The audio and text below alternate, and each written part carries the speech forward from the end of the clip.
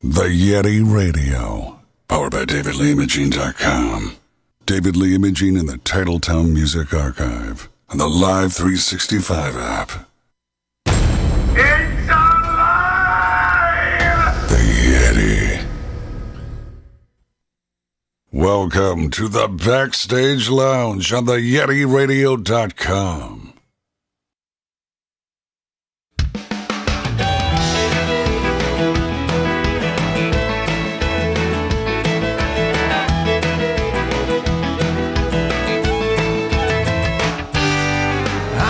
Tired of working like a dog. It won't be long, I won't be here at all. About most things I just don't have no say. And all I want to do is just go and play. Yesterday my woman, she left me cold. She took her coat and said she had to go. She left her clothes and all her pretty things. Most of all, she left her diamond ring. Trying to figure out just where I went wrong. Looking in the mirror, man, and all I see is gone. Time is a wasting, boy, and I just ain't that strong. So I guess I'll just leave it all alone. Work all day, don't spend no time at home. Trying to make this living on the road. Could've kept that job I had back at home. Then I wouldn't be here all alone. It's too late, the hurt's already done. You can't fix what's broke, man, if you ain't ever home. I'll just drink all your memories away. No need to keep on calling out your name. Trying to figure out just where I went wrong. Looking in the mirror, man, and all I see is gone. Time is a wasting, boy, and I just ain't that strong. So I guess I'll just leave it all alone.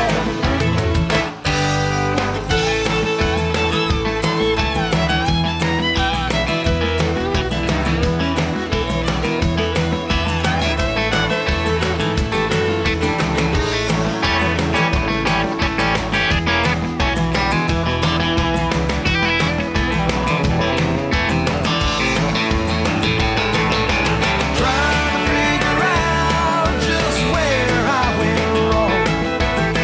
Looking in the mirror, man, and all I see is gone. Time is a wasting, boy, and I just ain't that strong. So I guess I'll just leave it all alone. I guess I'll just leave it all alone. I guess I'll just leave this mess alone.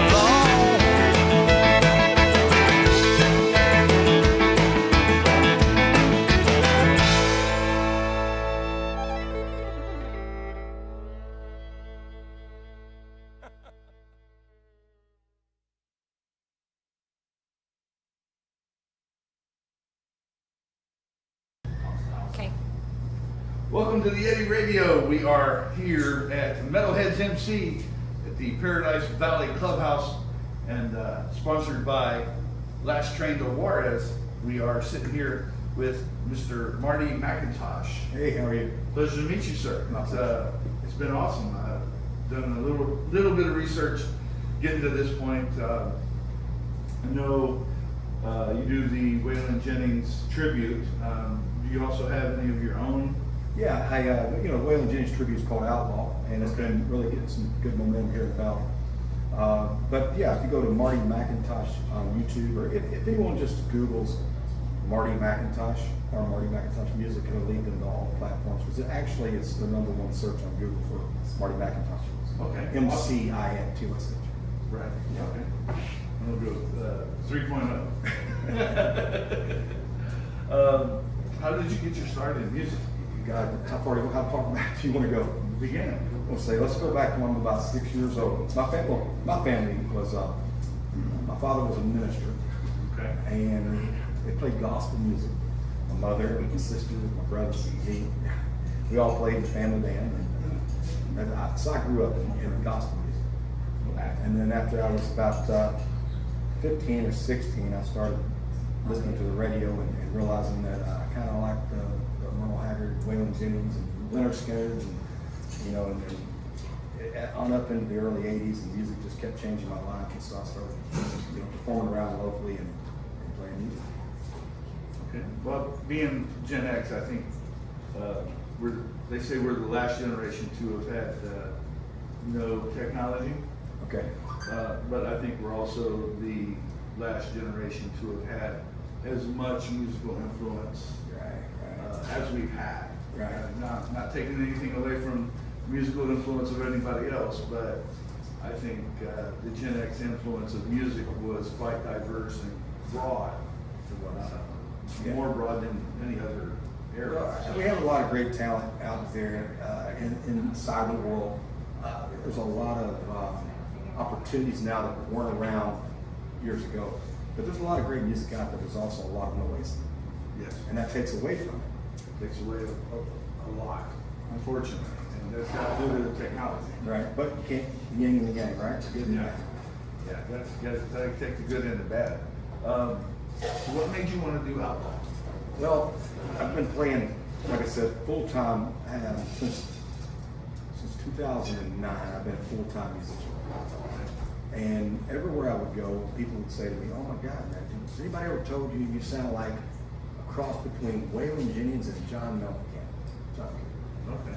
Well, cool, thank you. So everywhere I go, people kept on, and it started becoming a habit of it. Like, you either sound like John Mellencamp or you sound like Waylon Jennings, or both of them had a child together. And so, I just everywhere I went. And then and when I moved to the Valley, no one mentioned John Mellencamp as much, because when I was playing, I guess different areas have different connections to music, so they hear more of certain styles. Right. But the fact that Waylon basically lived and died.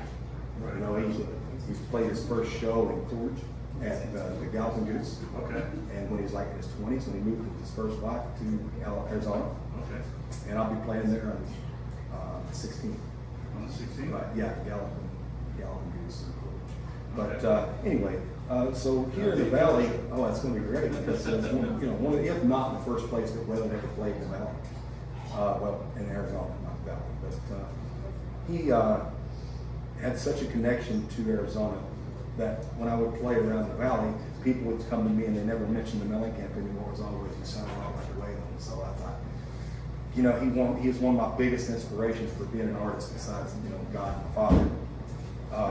But it just fit. And so I started playing some of his songs, and then the more I would play them, the more I wanted to play them. And then before I knew it, it was like, hey, let's do it. And I jumped on the stage and we did our first show, and people kind of went really crazy over it. They were like loving it. I was really shocked. I thought somebody might shoot me.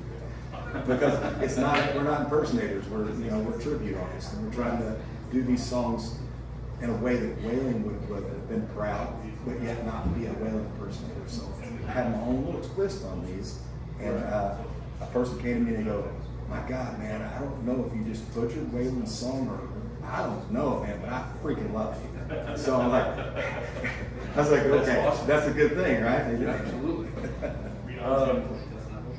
What's the best advice that's ever been given to you? It's play. So many nowadays, when I was in the music business, when I first got started, when I first had my first record deal, David Frizzell was Lefty Frizzell's brother. And David had "You're the Reason God Made Oklahoma" with Shelley West, and he also had "Going Hard Line" with Get There in the 80s. And he was my producer and manager for my album, American Night. So therefore, he told me, he's like, "Marty, no matter what you do, play. Go out, get a band, play, acoustic solo, do it, doesn't matter, just play." Nowadays, you got so many people that want to be famous, but they don't want to go play. And so I tell everybody that's young, getting in this business, get a band, go play, man. When you do 200 plus shows a year, then you can tell me you're a musician. If not, you're a hobbyist. Right, absolutely. Jump in, get your feet wet. You know? Well, and that's one of the things I've noticed in doing some of the interviews that I've done more recently. That's where, and if you watch the latest documentaries of some of the more modern bands, that's where it's made. Yes. Because, you know, everybody hates Nickelback, but they were found on the road. Yes, and it would be nice to go viral and have a song that's making you big money and millions of followers and all the sponsorship that goes with that. But there's a lot at the end of the day to be said about out here working and playing music that money can't buy. I literally, it's spiritual. Okay. And if you have that inside your soul where you can't do anything but play music, then it's going to be what you need. Because my son told me one day, he plays with me a lot too, and he was like, Dad, he said, you know, it's not really fair that you get paid to do exactly what you do on the couch at home for free. Yeah. Absolutely. What is your songwriting process when it comes to your originals? There's so many different ways. There's, you know, I was in Nashville, we'd get together, 4 or 5 people, and we'd have writing sessions. I like that method because if you have 2 people writing, the third person becomes born in the group. You know, it's like 2 make 3, and on and on and on. And everybody has different takes on things, and it's really fun. But for me, I like to sit down and just come up with a story ideal. I just come up with the whole story in my head from start to finish, and then I break it down. You know, intro, outro, bridge, you know, choruses, and then I just sit down with my guitar, and basically I tell people my guitar actually writes my songs. You know, I don't know if you're an artist, you would understand that. I'm not, but I'm learning through the interviews that I do. I'm just a huge fan of music in general. So the guitar is the writer. I'm just passing behind and holding on to the piano. Right, absolutely. So maybe I got a magical guitar. I don't know. Sometimes that happens. You know, I write a lot of songs now. Here's the truth. I get really, you know, I say I don't like to write in the group as much as I used to, because I think I was telling the bartender earlier that I was talking to a gentleman here, and I was talking to him and telling him as you get older, your circle gets smaller and you decide you want to be by yourself more than you ever did. Now, for me, but I still find myself writing a song at night, and I'll get a great hook or a great start on the song, and I just can't stand it. I'll call one of my guitar player buddies up or one of my friends that I trust, you know, and I have to start singing through the phone. Hold on, man, you know, and I wear them out with it, but I still get excited like that, like I used to. So I guess writing by myself is fun, but I guess I think that jumping in and calling people mid writing of a song also has something to do with it too. But what good is a song if you don't let anyone else hear it? Well, I just recently went to a show, and the headliner brought his songwriter with him. Okay. And he opened for him. That's amazing. And he helped me write like 4 of the songs on his new Isn't album. that awesome? And that was just, and it was a brilliant show. Right. I'm like, I want to see more of that. Yeah. It was just, it was beautiful. It was just amazing. In Nashville, when I do my album, it's like everything's a little bit corporate, and they came to me, and literally I said, I want half the album to be my songs that I've written.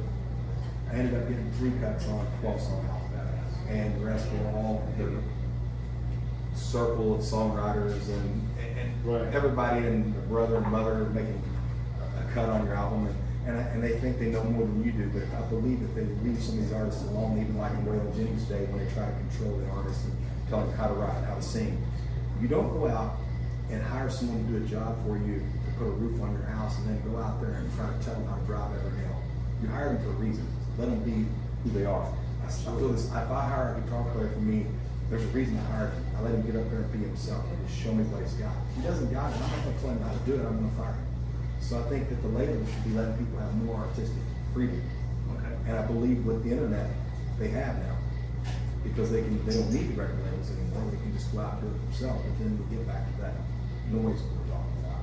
Right. Everybody and their brother is a singer-songwriter nowadays. But now the record labels aren't coming out to the local scenes and No. finding them. But they wait till they go viral, and then they try to jump on top of the bandwagon that's already established. They want you to do all the work for them now, and then come on board. There's no reason for it. None whatsoever. But everyone you see have you been anywhere that I told them about your show that they haven't said, oh, I play music.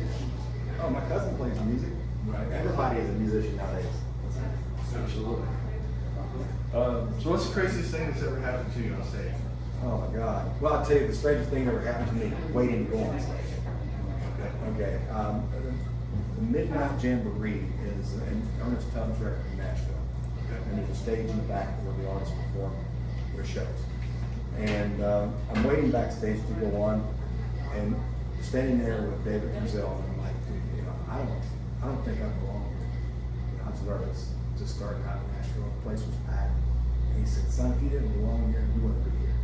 So that really, it's not a real strange thing. It's just something that made me think every day of my life when I'm performing somewhere and I'm nervous or whatever may be going on.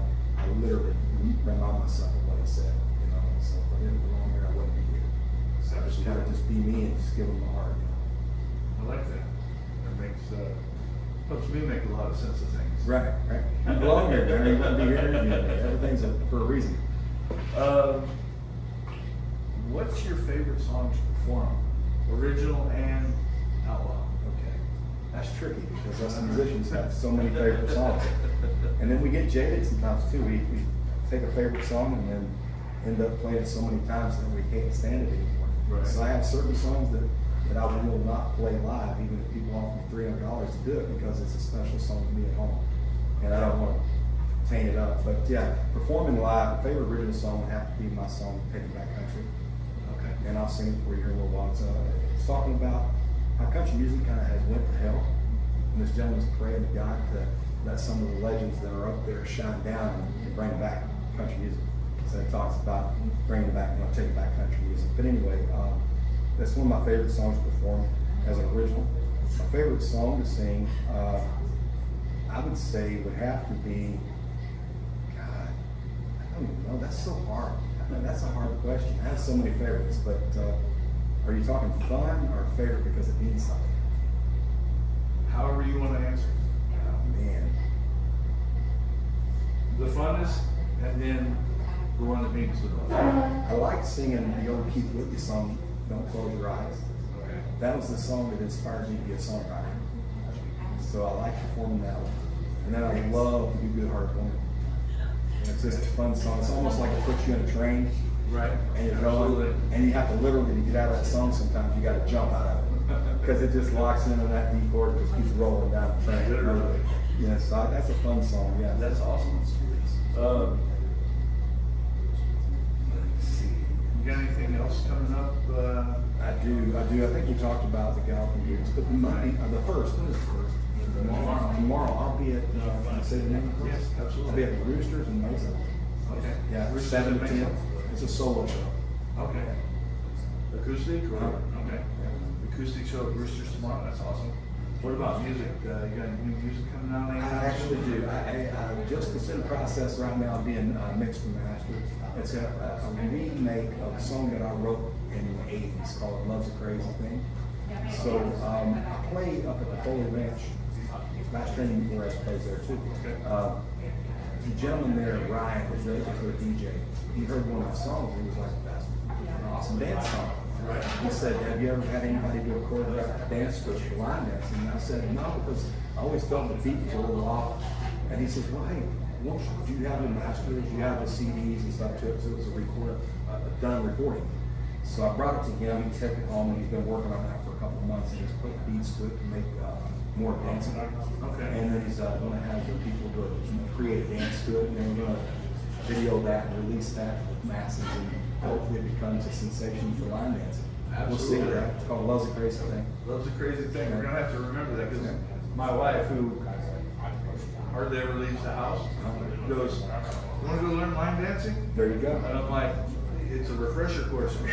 I can't dance, bro. I sing to people that dance all the time. And I cannot dance, but I tell you what, a buddy of mine told me, Mark Maynard told me years ago, he had a song that he had written, and it sums me up really well. So the song is, I can't dance, but I'll hold you while you do. That's about all I can do. That'll probably be what that turns into, for sure. Oh, wow. Where are you from?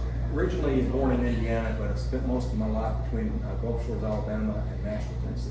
Okay. And then here, of course, the Valley's my home now. Okay. The Gilbert area. All right. Awesome. I do remember that you're local now. Yeah, I love it. I love it. I love it. There's more places to play music and more great music here than there is in Nashville. I lived in Nashville for years. It's great. Nashville's great, but they haven't got anything on Arizona. I can promise you. I mean, have you really seen the music we have?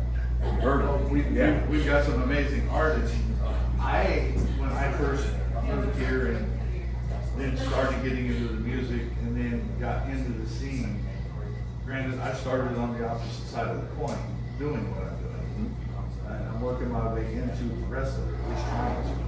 If people will be a little forgiving and realizing that I am multi-genre, but I mean, it's not as big here as I thought it would be. Well, that's why you got to be.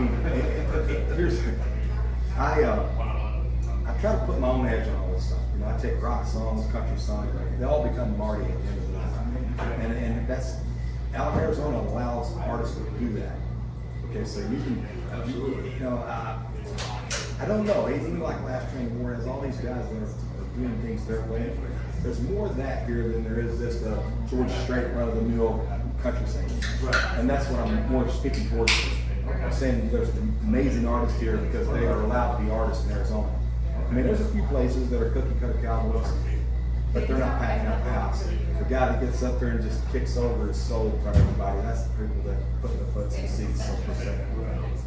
And coming from the South, that's what means the most when you go to a show, is not the show. Well, it is the show, but it's more of the music. It's what you're putting out there. It's the magic, man. It's the it factor. If we can feel it, it means more. If it makes the hair stand up on your arms when you're singing, folks, they're here. If it doesn't, it's not. There's an energy you have to get back and give to each other and exchange. Like I was backstage, I played Floribama for years on the Pensacola, Alabama line. And it's called Floribama, if you ever heard of that. And Bobby Rush, the old blues player, is in the Hall of Fame. It's backstage. And he was working a show together during Frank Brown's International Songwriters Festival. And he's like 80 years old. And he has this Epiphone guitar, 14 cutaway, the action on it, you just stuck your arm between it. I don't know how he even played it. And I walked over to him and I'm like saying, hey, Bobby, what the heck, man? You've got all these hits, you're getting ready to be put in the Hall of Fame. You're a blues god. Why are you playing this cheap ass guitar? And he put his arm on my shoulder like this and patted his hand. And he said, son, it's not the guitar that came here to see. He walked out there, and the it factor and the magic, and the room exploded. Right. And this man went out there and raised the roof, him in his 80s. And literally, there's the magic there. And some people have it, some people mimic it, and some people never find it. I'm sorry. Yeah, oh yeah. I got a guitar. I've got several guitars. I have so many guitars that I just hope when I pass away that my family doesn't sell them for what they think I paid for them. But I got some really expensive guitars, but it doesn't, the name brand and the price does not matter. I bought all these guitars when I first was involved in music, thinking I had to have certain brands and certain names to be accepted. But I got a $170 guitar over there that just will get up and walk around the room on its own. So the name and the price doesn't really come into play. It's the sound, the it factor. And that's another thing I tell these young artists moving into the business. Don't get hung up on buying all this fancy equipment. Strip it all down, man. Just get what you need and watch it work. It's the fingers. Oh yeah, it's this magic that happens between you and the instrument. I like to romanticize that sometimes. That can you picture a tree that they cut down and they used that wood to make a guitar? Picture that tree in the middle of the field. This is just a romantic fantasy, and it's there. And there's two young lovers leaning against this tree, and they're loving each other and making out, and they just have such a wonderful life together. The energy went into that tree. The tree got cut down and made a guitar that brings forth magical notes. Think about that. Never know, right? You get a guitar that sounds like crap. Maybe somebody sat by there and did wrong things around it. Who knows? The energy went into the wood. That's just a little crazy thought. Not saying there's anything to it. And I'm not high and I'm not drunk, so. No. Well, the show I was speaking about earlier, he brought his voodooist with him. Oh wow. So I totally understand. I get it. Being from where I'm from. Where are you from originally? Originally from Southern Mississippi. Mississippi. There you Down go. by You're not too far from where I was at Gulf Shores, Alabama. Where's your favorite place to play in the valley? Oh my God, I'm guessing it's going to be right here tonight. But yeah. Without schmoozing. You know what? It's depending on the weather. If the weather is right, that little stage up there at Hanson's Barbecue, Hanson's Cowboy Barbecue, that little stage up there, when the weather's perfect and the wind's blowing through and the people are eating barbecue and having the drinks, and that's a really good feeling. I guess it's kind of associated with me playing in the South.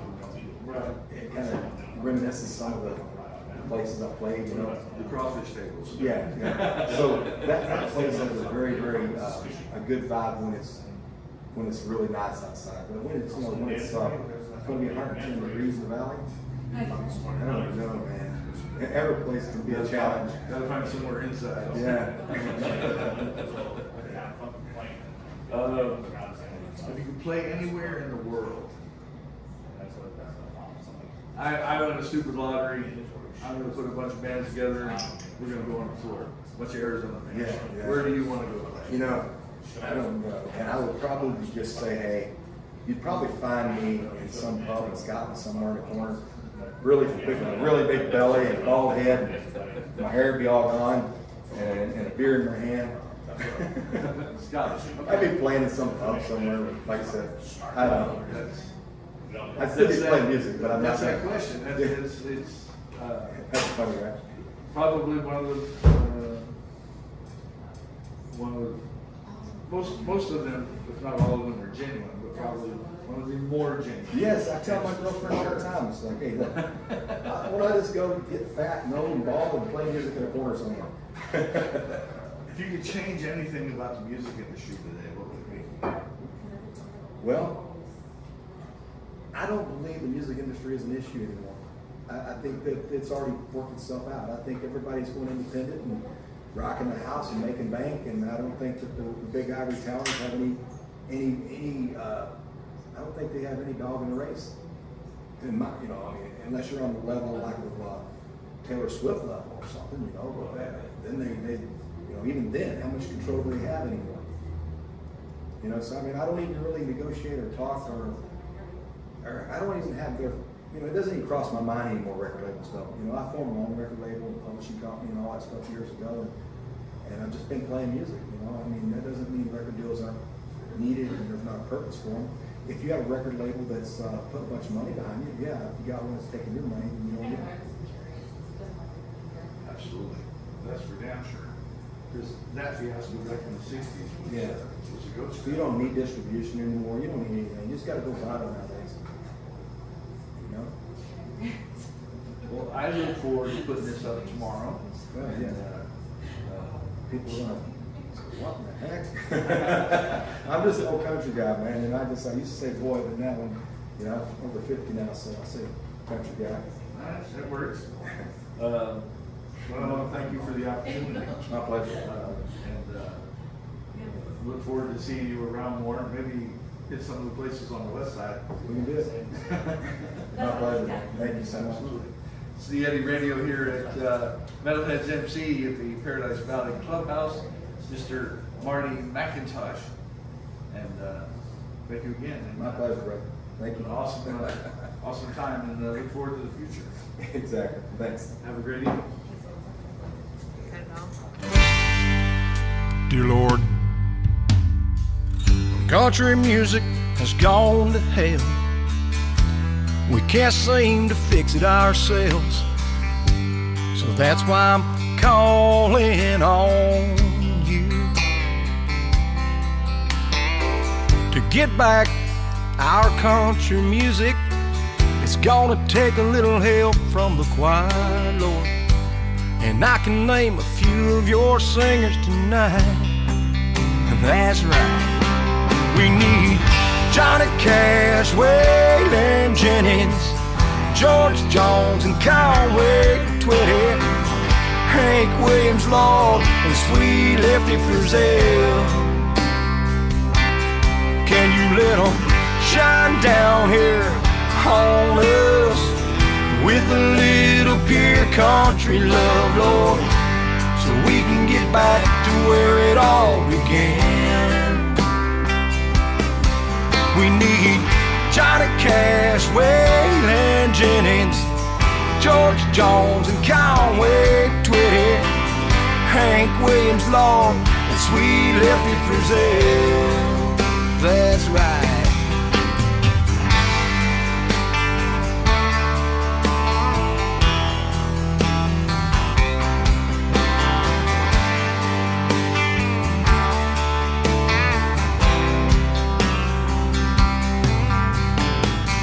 Can you hear them? Can you feel them? Lord God, I know they'll sing, yeah. Sweet amazing grace up in paradise. Standing there, Lord, next to you, looking down on us few, and they're gonna make everything alright. Save our country pride.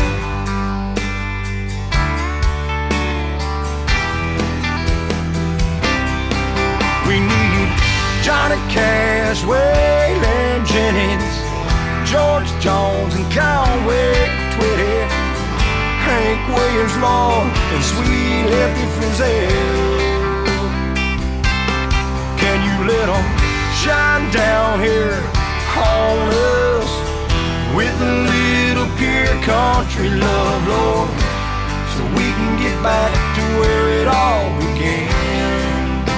Back to true country, my friend. That's a climb. Kitty Wells and Miss Tammy, can I get an amen? Amen. Welcome to the Backstage Lounge on the YetiRadio.com. The Yeti Radio, powered by DavidLeeImaging.com. David Lee Imaging in the Titletown Music Archive and the Live 365 app. Can you dig it? The Yeti. Can you dig it? The Yeti.